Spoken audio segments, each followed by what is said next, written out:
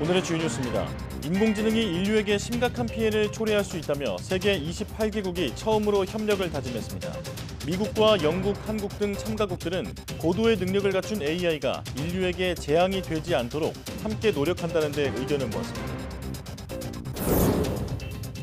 전 세계적으로 주목받는 생성형 인공지능 기술을 한자리에서 만나볼 수 있는 전시가 열렸습니다. 챗 GPT의 거짓말을 잡아내는 소프트웨어부터 말하는 대로 고화질의 이미지를 만들어주는 인공지능까지 다양한 신기술이 등장했습니다. 최근 전 세계적으로 기승을 부리는 빈대가 살충제의 내성을 가졌다는 연구 결과가 나왔습니다. 2018년과 2019년 나타난 빈대의 84%가 살충제에 반응하지 않아 이전보다 내성이 강해진 것으로 나타나는데 지금으로서는 빈대를 박멸할 마땅한 살충제가 없는 상황입니다. 지구온난화로 하천 수온이 오르면서 동해안 최북단까지 알을 낳으러 오는 연어떼가 늘고 있습니다. 반면 남쪽 하천에는 연어의 회귀 비율이 예전의 30%로 줄었는데 냉수성인 연어가 수온이 낮은 곳으로 이동하는 현상으로 분석됩니다. 출산율이 크게 떨어지면서 강원도 화천군이 지난 3월부터 출산 장려금을 2배로 늘리겠다고 밝혔습니다. 하지만 정부가 국가에서 주는 지원금과 중복된다며 제동을 걸면서 실질적인 지급은 아직 이루어지지 않는 엇박자가 연출되고 있습니다.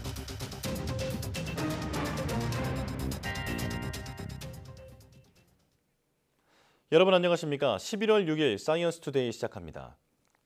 전국의 소 럼피스킨병 확진 사례가 어제와 같은 78건을 유지했습니다. 럼피스킨병 중앙사고수습본부는 오늘 아침 8시 기준 국내 럼피스킨병 확진 사례가 모두 78건으로 집계됐으며 지금까지 소 5,200마리가 매몰 처분됐다고 밝혔습니다. 또 추가 발병 의심 신고 3건에 대해서도 검사를 벌이고 있다고 덧붙였습니다. 어제 오후 2시 기준 전국의 백신 접종률은 90.9%로 전국에 사육 중인 소 407만여 마리 가운데 370만 마리가 백신 접종을 마쳤습니다. 정부는 오는 10일까지 전국 모든 농가에서 백신 접종을 마무리할 계획입니다.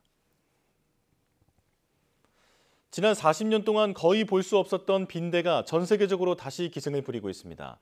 그런데 지금 발견되는 빈대는 인간의 방역 시스템인 살충제를 견딜 수 있는 내성을 지녔다는 연구 결과가 나왔습니다. 보도에 양회영 기자입니다. 납작한 타원형 몸통을 지닌 빈대는 자기 몸집의 최대 6배까지 동물의 피를 빠는 흡혈 곤충입니다. 최근 프랑스를 비롯해 영국과 미국 등에서 빈대가 발견돼 비상에 걸렸는데 국내에서도 1980년 이후 사실상 박멸됐던 빈대가 최근 출몰하고 있습니다. 그런데 문제는 최근 발견되는 빈대가 살충제의 내성을 가진 상태로 진화했다는 겁니다. 미국 연구팀이 지난 2005년에서 2009년, 2018년에서 2019년 두 차례에 걸쳐 미국 전역에서 빈대를 수집해 DNA를 분석해봤습니다.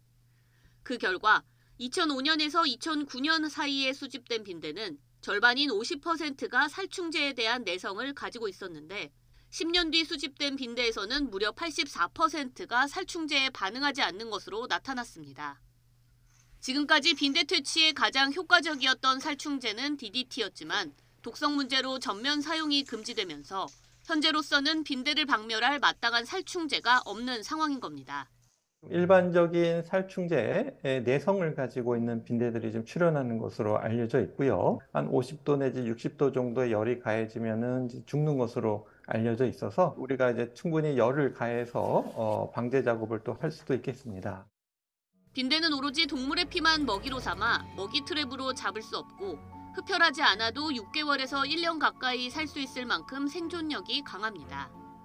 전염병을 옮기는 벼룩이나 이와 달리 특별한 질병은 옮기지 않아 위험성은 적은 편이지만 모기보다 10배 많은 피를 빨 수 있어 더 가렵게 느껴집니다. YTN 사이언스 양우영입니다. 가을이 깊어가는 요즘 동해안 하천에는 연어들이 알을 낳기 위해 고향을 찾아 돌아오고 있습니다. 특히 최근에는 최북단 강원도 고성 지역 하천의 연어 회귀량이 눈에 띄게 늘고 있는데요. 지구온난화에 따른 수온 상승 영향으로 보입니다. 송세혁 기자입니다. 강원도 양양 남대천에 몸길이 5-60cm 크기의 연어떼가 가득합니다. 북태평양까지 2만 킬로미터 긴 여정을 거쳐 3-4년 만에 고향 하천으로 돌아온 겁니다. 거센 물살을 만나도 장애물이 가로막아도 기어코 거슬러 올라 상류로 향합니다. 남대천을 비롯한 강원도 동해안 하천 4곳에선 내년 봄 방류할 연어 치어 생산을 위해 인공 수정이 한창입니다. 냉수성인 연어가 좋아하는 수온은 10도 안팎. 최근 동해안 최북단 고성 북천과 명파천은 회귀하는 연어가 늘어 전체 회귀량의 절반을 차지하고 있습니다. 반면 기존 최대 연어 회귀하천이었던 남쪽 아래 양양 남대천 비율은 30%로 줄었습니다. 지구온난화에 따른 하천 수온 상승 영향으로 분석됩니다. 수온이 올라가는 건 세계적인 추세인 것 같습니다. 그래서 저희도 지금 이례적으로 2, 3년 동안 고성 북천이 지금 회귀율이 먼저 올라가고 있는 이런 현상이 나타나고 있는데 양양군은 회귀율을 높이기 위해 내년 말까지 남대천 일대에 축구장 8개 면적의 연어 자연 산란장을 만들기로 했습니다.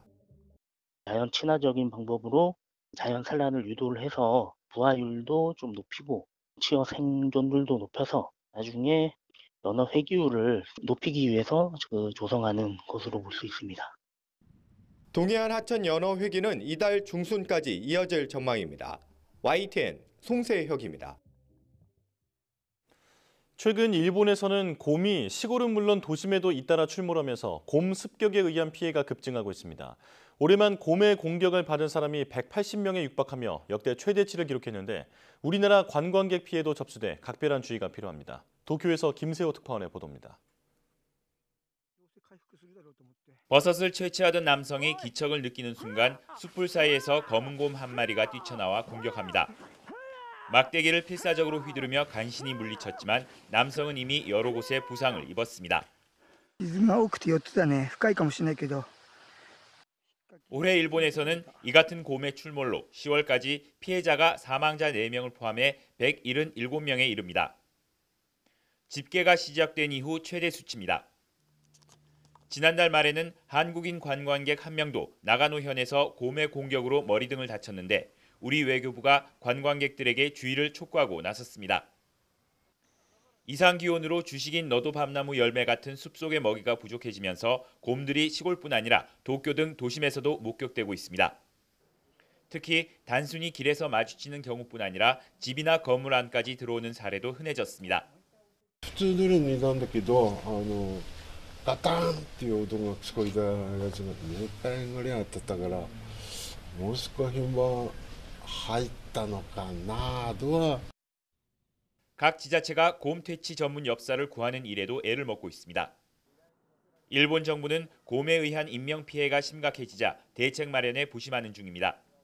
クマ対策の専門家を出没地域に派遣する事業について本日より受付を開始しています。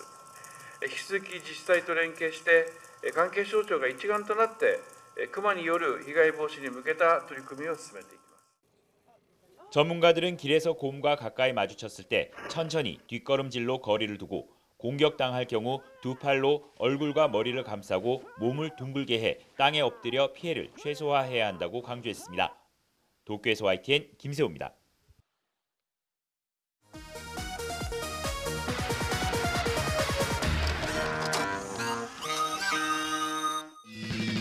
놀이터에서요 놀다가요 다치고 그래가지고요 병원에 간 적도 있어요.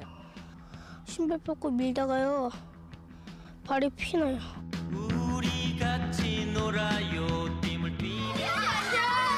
학교 시간인데도 학교 한편에선 우습게만 여겼던 놀이기구에 과감히 도전해보고 옷은 좀 더러워질지 몰라도 시간 가는 줄 모릅니다.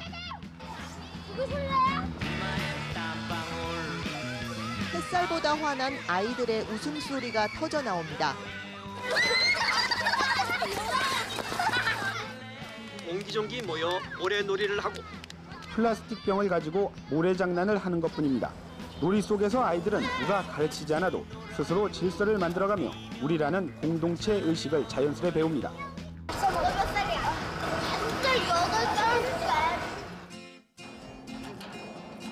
언제 떨어져 나갈지 모르는 이 미끄럼 틀에서 아이들은 아무것도 모른 채 놀이에 열중입니다.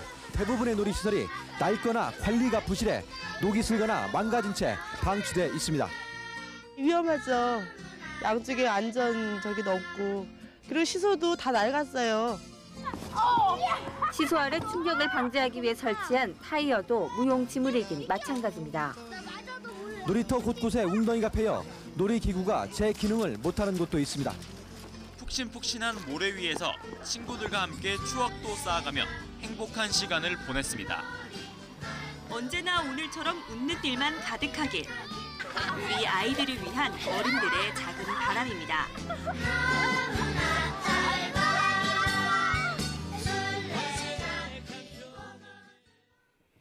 한 주를 시작하는 월요일에 모두 힘내시라고 낡은 놀이터에서도 마냥 즐거웠던 동심으로 잠시 돌아가 봤습니다. 다음 소식 전해드리겠습니다. 챗GPT가 전 세계적인 주목을 받은 이후로 생성형 인공지능을 활용한 다양한 서비스가 개발되고 있습니다. 국내 대학생들이 생성형 인공지능을 활용해 개발한 우수한 기술을 한 곳에서 만나볼 수 있는 자리가 마련됐습니다. 최소라 기자입니다. 전 세계인이 참여하는 탕후루 축제가 뭔가요? 실제로 없는 축제지만 챗GPT는 일본의 전통 축제라며 교묘하게 진짜 같은 가짜 설명을 내놓습니다. 그러자 답변 옆에 빨간색 원이 뜨면서 답변이 거짓일 가능성이 크다고 알려줍니다. 학생들이 개발한 챗GPT의 거짓을 잡는 소프트웨어입니다. 챗GPT의 답변을 실시간으로 분석해 답변이 참으로 보이면 초록색 원이, 거짓이면 빨간색 원이 나타나는 겁니다. 출력된 단어들을 봤을 때 이 명사들을 가지고 구글에 검색을 해보면 전혀 관련이 없는 내용들이 나오는 그런 출력 결과들을 잘못된 정보라고 판단을 하고 수염이 없는 미남 이미지를 만들어달라고 하자 고화질 이미지를 여러 장 만드는 인공지능도 개발됐습니다. 이미지가 뭉개지지 않도록 알고리즘 수식을 최적화하는 데 성공했고 기존 비슷한 기술보다 화질도 개선됐습니다. 자기 얼굴을 인공지능에게 알려지고 나면 그 뒤로부터는 만약에 텍스트로 내 헤어스타일을 좀 더 곱슬곱슬한 머리로 바꿔줘라던가 소프트웨어 중심 대학 학생들이 지난해 이뤄낸 우수한 성과가 한자리에 모였습니다. 올해로 8년째 접어든 소프트웨어 중심 대학 사업은 전국 51개 대학으로 확산됐고 지난 한 해만 13,000여 명에 달하는 소프트웨어 인재를 배출했습니다. 또한 비전공 학생에게도 소프트웨어 교육을 필수로 가르쳐 소프트웨어 융합 인재를 키우고 있습니다. 소프트웨어 네이티브 세대의 시대가 앞으로 올 텐데 이런 거에 대비했을 때 소프트웨어 중심 대학의 역할이 굉장히 중요하다고 생각할 수 있겠습니다. 초등학교, 중학교, 고등학생들의 소프트웨어 역량을 강화하는 그런 부분도 저희가 잘 챙기고 있고요. 취업에서부터 교육, 이 부분이 전체로 잘 돌아갈 수 있도록 전체를 연계하는 전주기 관리도 신경을 쓰고 있습니다. 정부는 오는 2027년까지 소프트웨어 중심 대학을 100곳으로 늘리고 메타버스 등 5대 핵심 기술 전문 대학원을 신설해 디지털 인재 100만 명을 양성하겠다는 계획입니다. YTN 사이언스 최소라입니다. 미국과 영국, 중국, 한국 등 28개국이 인공지능 AI가 심각한 피해를 초래할 수 있다며 처음으로 협력을 다짐했습니다. 고도의 능력을 갖춘 AI가 잠재적으로 인류에게 재앙이 될 수도 있다는 데 의견을 함께한 것입니다. 이동우 기자입니다. 트럼프 전 미국 대통령이 경찰에 쫓기고 수갑을 찬 모습, 그리고 죄수복을 입은 사진, 미 국방부 근처에서 연기가 치솟는 장면, 모두 인공지능 AI가 만든 가짜입니다. 이에 바이든 미국 대통령은 최근 AI가 핵무기나 생화학 무기 등 제작이나 가짜 정보 확산에 활용되는 것을 차단하는 내용 등이 담긴 행정명령에 서명했습니다. One thing is clear. To realize the promise of AI and avoid the risk, we need to govern this technology there's no other way around it, in my view. It must be governed. That's why we're here today. 미국이 AI 관련 규제의 주도권을 쥐겠다는 의지로 풀이됩니다. 이런 가운데 미국과 영국, 중국, 한국 등 28개국이 AI가 파국적 피해를 초래할 수 있다며 협력을 다짐하는 공동선언문을 처음으로 발표했습니다. Dozens of countries signing the first ever declaration of its sort, saying that we need to develop a shared understanding of the risks that frontier AI technology poses and work together to develop our understanding of them and then how to manage them. 주요국들이 AI가 변화시킬 인류의 미래에 대한 관심과 고민이 크다는 점을 방증하는 것입니다. 참가국들은 AI가 생화학 무기 개발이나 테러 등에 악용되지 않도록 하고 인간에게 등을 돌리는 상황이 오지 않도록 공동 노력한다는 데 의견을 같이 했습니다. 이번 AI 안전 정상회의가 열린 영국 버킹엄셔주의 브레칠리 파크는 2차 세계대전 당시 독일군의 암호를 해독해 연합군의 승리에 결정적 역할을 한 곳입니다. 2차 회의는 6개월 뒤 한국에서 열립니다. YTN 이동호입니다. 석유화학 공장은 인화 물질이 많은 데다 소방용수를 공급하는 일도 쉽지 않아서 불 끄기가 매우 어려운데요. 소방당국이 개별 공장이 가진 소방용수를 연결해 활용할 수 있는 공유 배관을 만들어 진화 효율을 높이기로 했습니다. 오태인 기자입니다. 대용량 소방차가 석유화학 공장 저장 탱크에 일제히 물을 뿌립니다. 순식간에 많은 물을 뿜는 성능 좋은 장비가 동시에 움직이자 순식간에 물이 동납니다. 공장이 보유하고 있던 소방용수가 바닥난 겁니다. 대량 방수로 인한 소방용수 부족, 공유배관 연결 준비하기 바랍니다. 물이 떨어지자 소방관들은 도로 건너 공장에 있는 공유배관에 호스를 연결해 다시 불을 끕니다. 석유화학공단 화재 사고에서 소방용수가 부족한 상황을 가정한 훈련입니다. 저희 자체적으로 보유하고 있는 소방용수가 저희 자체 사용 시간이 최대 4시간 정도 될 것 같은데요. 공유배관을 기획하고 실천한 거는 조금 그 비상 상황 시 대응하기 조금 훌륭한 제안이라 생각합니다. 울산 석유화학단지에서는 지난해에만 대형 화재 2건이 일어났습니다. 화학물질이 대부분인 탓에 쉽게 불이 꺼지지 않는 데다 소방용수 공급도 쉽지 않아 완전 진화까지는 각각 12시간이 넘게 걸렸습니다. 이런 어려움을 줄이고 진화 시간을 당기려고 공장이 보유한 방아수를 함께 쓰는 공유 배관을 만든 겁니다. 소방차가 일일이 소화전을 찾아다녀서 한정된 물량을 실어왔지만 지금은 150mm 배관을 통하여 무한정 소방용수를 공급받을 수 있기 때문에 전국 최대 규모인 울산 석유화학산업. 단지에 들어선 대형 화학공장만 32개에 이르고 이 가운데 25곳은 대형 화재에 대응하기에는 소방용수가 부족한 실정입니다. 울산소방은 내년까지 공장 23곳에 공유 배관을 깔아 화재 대응 역량을 키울 예정입니다. YTN 오태인입니다. 2024학년도 대학 수학능력시험이 열흘 앞으로 다가왔습니다. 누구보다 긴장되는 사람은 바로 수험생들일 텐데요. 남은 시간 수험생들이 참고할 만한 마무리 학습 전략과 컨디션 관리 방법을 신지원 기자가 정리했습니다. 이른바 킬러 문항 배제 방침으로 변수가 많았던 2024학년도 대학 수학능력시험. 이제 남은 열흘 동안은 새로운 문제를 풀기보다 오답노트 중심으로 익숙한 기출문제를 반복해야 할 때입니다. 특히 한국교육과정평가원이 주관한 9월 모의평가 문제를 점검하고 수능과 연계된 EBS 교재는 지문이나 도표 중심으로 익히는 게 좋습니다. 평가원의 방침은 체감 연계도를 높이겠다는 거 아니에요. EBS 교재를 토대로 해서 거기에 나오는 문제들을 9월 모의고사 경향에 맞춰서 공부하는 것이 좋은 거죠. 수능 최저학력 기준에 맞춰 점수를 올릴 가능성이 큰 과목에 집중하거나 목표 대학에서 중요하게 보는 과목을 공략하는 것도 방법입니다. 국어 탐구 과목을 집중적으로 마무리 학습하는 것이 중요할 수도 있고 특히 국어 과목 문학 작품을 다시 보는 것도 중요합니다. 그러나 남은 시간 무엇보다 중요한 것은 시험 당일까지 최상의 컨디션을 유지하는 것. 긍정적인 생각과 실전 연습으로 몸과 마음의 컨디션을 끌어올리는 게 중요합니다. 실제 수능 시험 시간표에 맞춰 문제를 풀어보고 시간 내 답안지 마킹까지 끝낼 수 있도록 연습할 필요가 있습니다. 일정 시간 내에 안 풀리는 문제는 과감히 건너뛰는 습관도 길러야 합니다.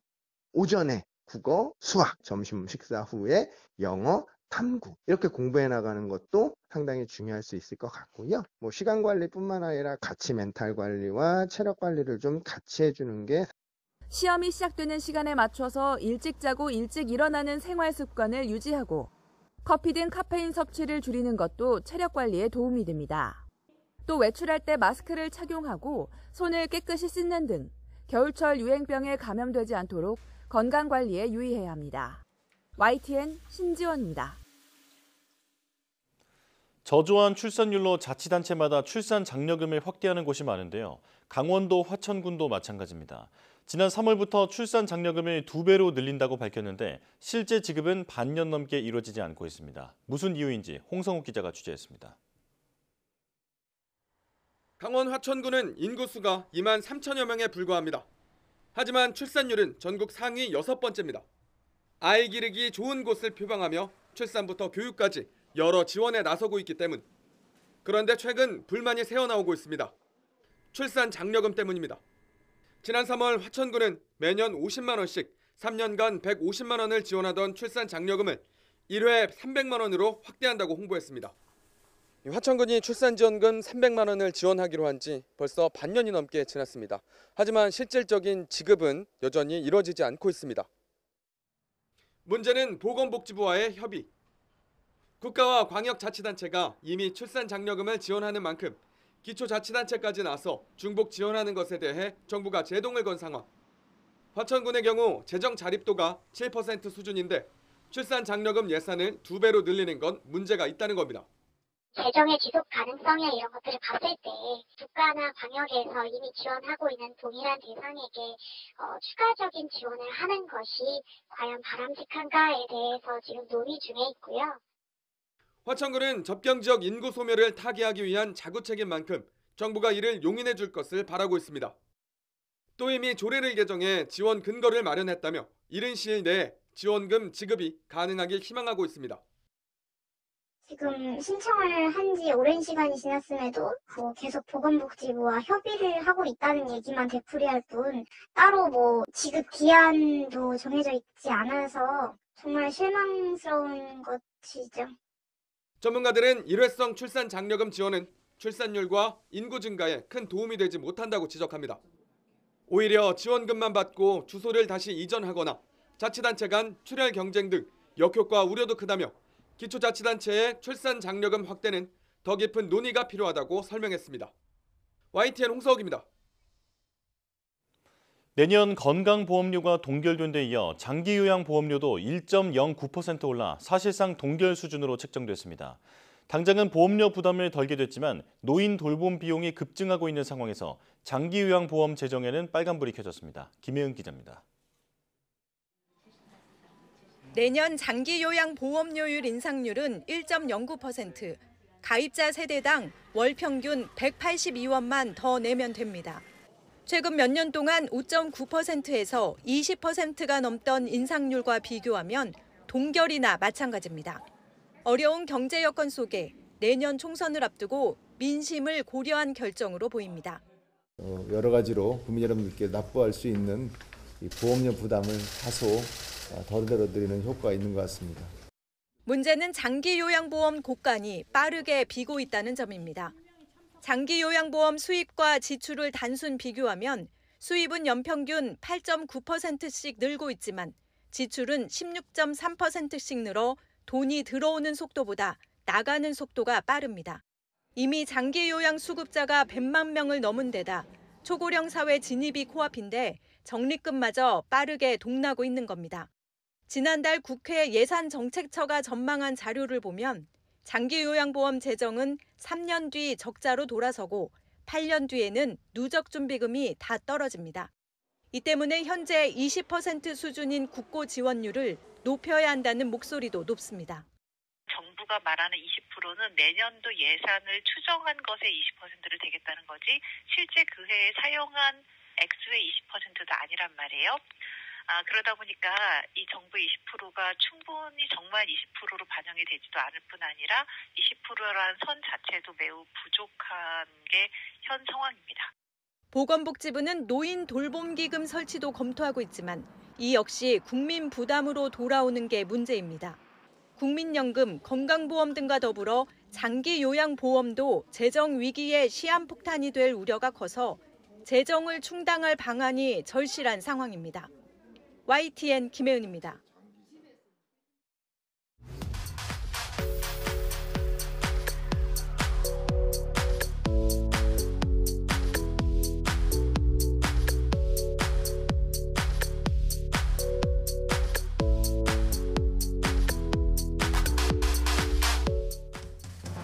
어느덧 또 연말이 다가오면서 올 한 해를 되돌아보게 되는데요. 새해 목표로 금연에 도전했다가 실패한 분들 많으실 겁니다.